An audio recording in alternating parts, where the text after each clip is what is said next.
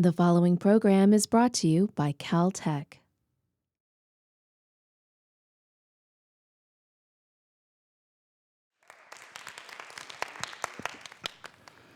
Ladies and gentlemen, welcoming you back to Ring Rust Radio. We are live at WWE Money in the Bank pay-per-view. Main event, John Cena versus CM Punk.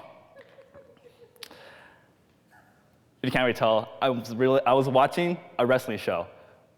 A show that kept me off the edge of my seat. A show that made me feel like so emotional to the point where you sort of see your first love and you're like, oh my goodness, I gotta see this.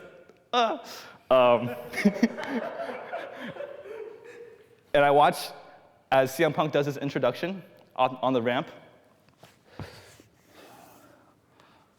It's clobbering time! He turns around, and in the back of his shirt, you see best in the world. On a third-person perspective, when you see wrestling, you basically just see two half-naked dudes going about in the ring, sort of just chomping and stamping and punching and all sweaty, and it looks absolutely terrifying. But the wonderful thing about professional wrestling is that they don't just beat each other up without reason.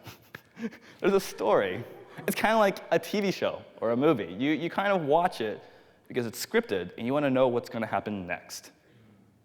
Well, in this case, I'm watching a great wrestling match between what is perhaps the best, quotation marks, ass kisser in the company, John Cena, and I'm biased, I apologize, versus the best wrestler in the world, CM Punk. It's sort of like if you put Superman and Batman and you put them in an arena and they just brawl it out. You know, you have a guy who loves the spotlight, just flies out in the day, muscles ablazing, going, oh, I'm gonna beat you up, I'm gonna win, earn all this money, and then you have a guy like CM Punk who has been underutilized. He thrives in the night because he kind of just picks up after everybody else.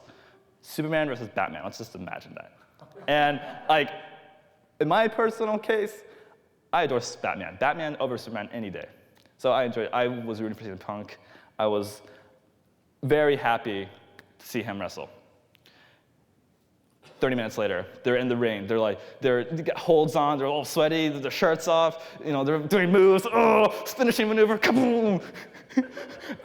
and then John Cena puts it in his finishing move. He wants to make CM Punk tap out. Punk's almost going to tap out. He's almost going to tap out. And then all of a sudden, the CEO of the company comes out and he says, "Stop the match! Stop the match! I don't want CM Punk winning."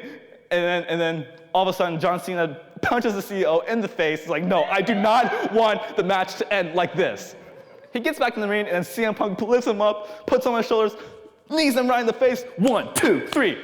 We have crowned a new WWE champion. Finally, the best wrestler in the world is champion. Fast forward 2.5 years later, and I'm still watching shows online, on TV, still, super excited, and I get this opportunity, an opportunity of a lifetime to actually go to an event live. So I go to the event live, and right when I enter the stadium, I hear this mumble. And as I get closer and closer and closer, and you enter the arena, which is almost 3 times bigger than this arena, easily, you hear, yes, yes, yes, yes, yes, yes. This chant is by a different wrestler, Daniel Bryan.